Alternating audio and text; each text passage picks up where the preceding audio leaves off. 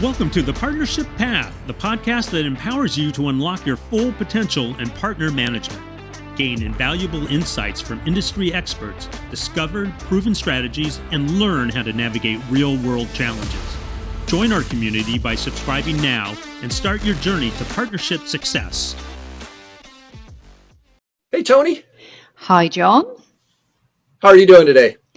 Very well, thank you. Sun's been shining here, so it's a good day. That's awesome.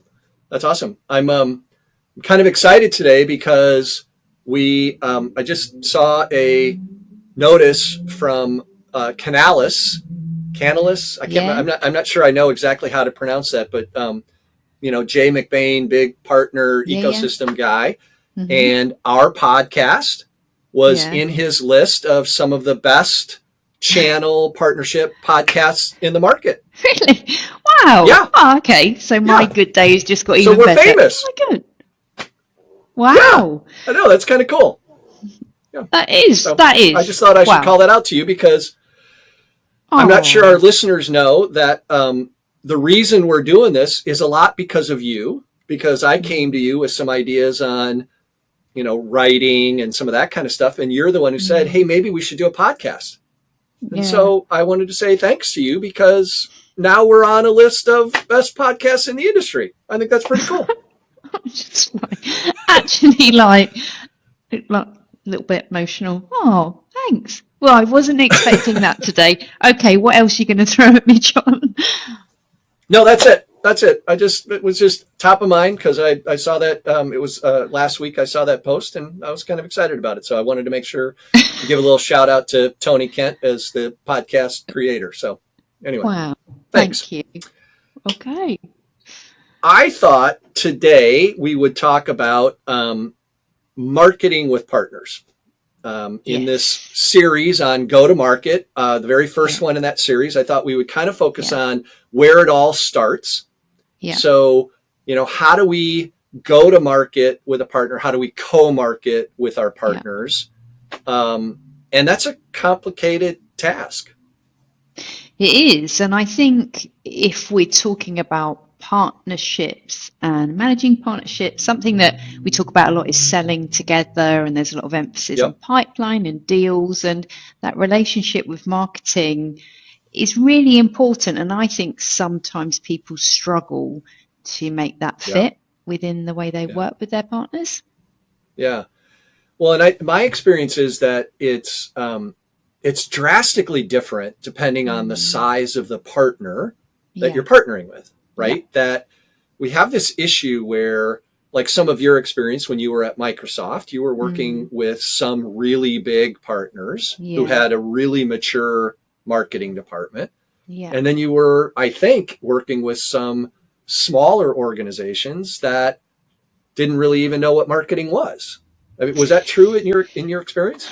Yeah, and I think you've got that mix of, there may be some organizations that have a marketing manager, but they're required to do absolutely everything and need a lot of help, hand-holding, will be really open and receptive to whatever assistance you can give them, whether that's templates or telemarketing or budget, always budget. And then you have other organizations that are mature that will have a whole marketing division with some very clear ideas and goals about how they want their brand to be perceived. So a mix. Well, and this is also just from my experience in working with the partner managers, the channel managers, and my customers too. My experience is that a lot of channel management people, partner management people aren't really marketing experts either. Yeah. And so it's an area of uncomfortableness on both sides, right? We've got the partner, for a smaller partner maybe, who isn't as comfortable with marketing or is overwhelmed with marketing. Yeah. And then we've got a channel manager or a partner manager who doesn't really know what good marketing looks like. And so it can be a recipe for disaster if it's not managed well. Yeah. What kind of, I'm always curious, Toni, about you. What kind of background did you bring in when you were a channel manager? What kind of background did you have in terms of marketing? Was that something that you were familiar with, kind of comfortable with? I'd worked very closely with marketing teams. I had done telemarketing myself, so Okay. I'd been on the phones. Yep. Yep. And I'd also worked in roles where I had been very close. Well, I'd reported into the marketing function, been involved in Yep. campaign design, written copy. So I think, Okay. yeah, so as somebody who likes to create content and always has done, I Yeah. think there were maybe skills that I had that meant that when the marketing team asked something of me, I'd go, yeah, I get how to translate that into something a partner can use Yeah. versus some other colleagues who may be much better at helping to close a deal, manage a pipeline, who would have kind Right. of looked at the marketing Yeah. email and gone, nah, push that to the Yeah. side. Yeah. Well, I think that puts you above a lot of the people that we come across in the training that we do, and which is great. I think when I think about my advice to channel managers and partner managers on kind of co-marketing with partners, it starts with kind of that transparency, right? What's Mm, your background? What do you really know? What don't you know? mm, And for them to do the same, right? Of, hey, here's what I'm comfortable with, here's what I understand, or here's what I'm overwhelmed with, or whatever, so mm. that you can kind of meet each other in the middle of, so how do we do really good marketing together for whatever this solution is that we're trying to take to market together. Yeah. Um, and I think that involves really being clear on what we're trying to do.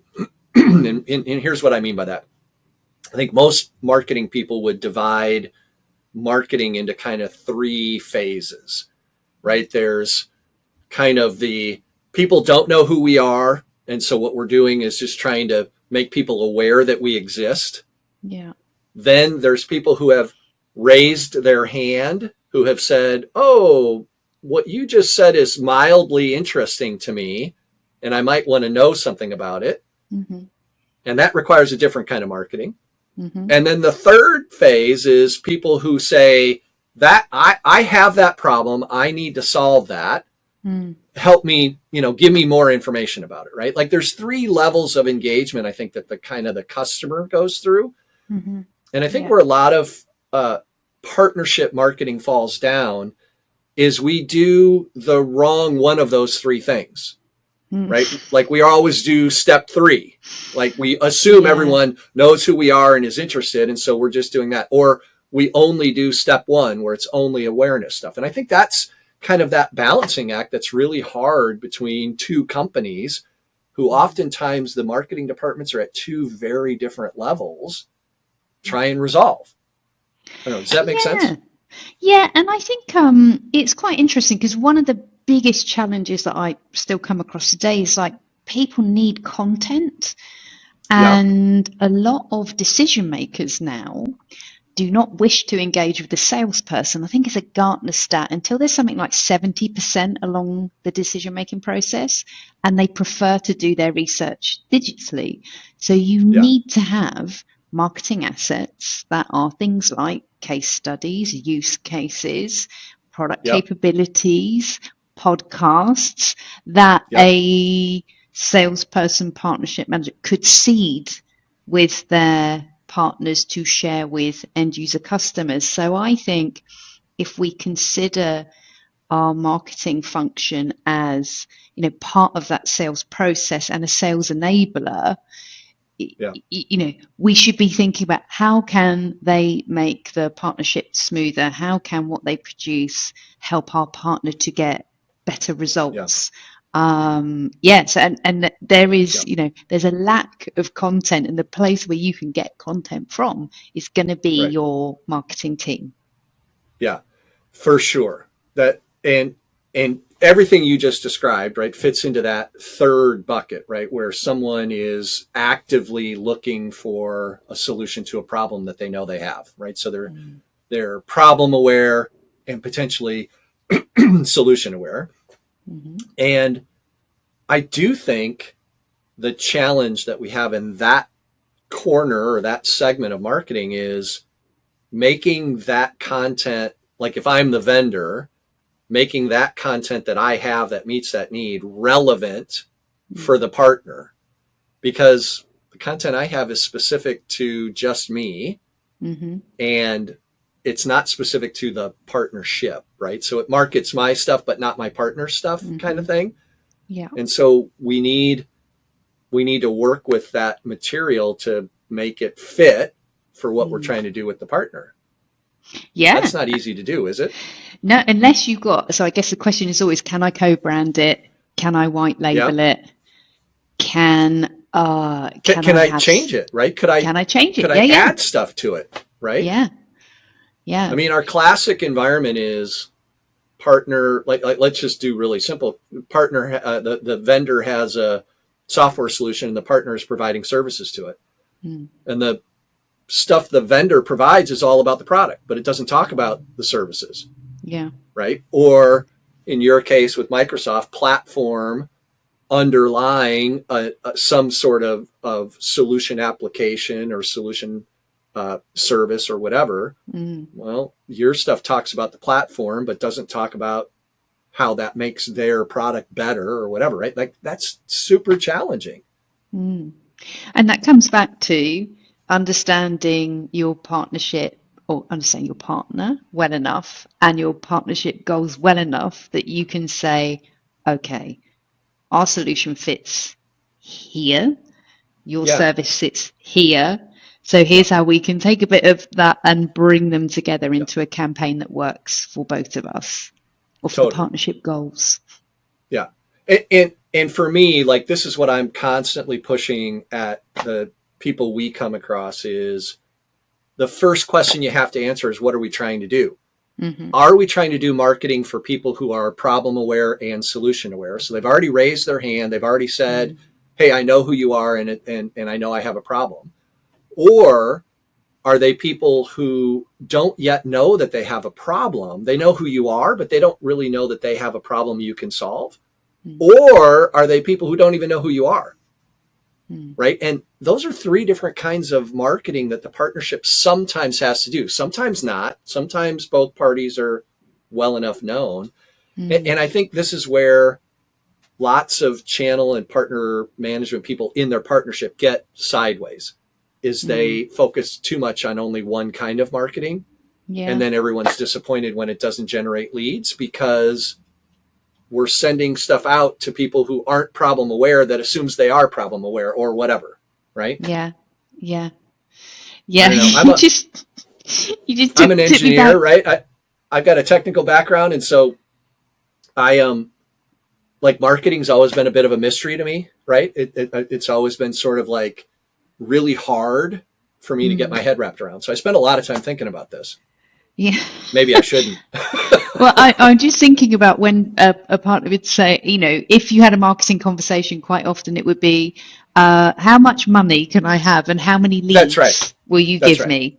Yeah. That's right. So as you say, it's important to say, well, what is the purpose of this campaign? Right. Because that will determine what resource we can give you, whether that's people, money, assets, research documents, and the potential. The same as if, and I know we will come onto this. The same as if you were going to look at your pipeline. That will determine what you're going to get out of it. Yeah, that's right. Yeah, and I think one of the things that's always surprised me when we've had this conversation in our trainings is that channel managers, partner managers are sometimes surprised to learn that their own marketing department actually divides their content by those three categories. This is content for people who don't know who you are. This is content for people who know who you are but don't know they have a problem you can solve. And this is content for people who know they have a problem you can solve. Yeah. And they're always like, really? I didn't know my marketing, so they've just been grabbing material and using it in the wrong way.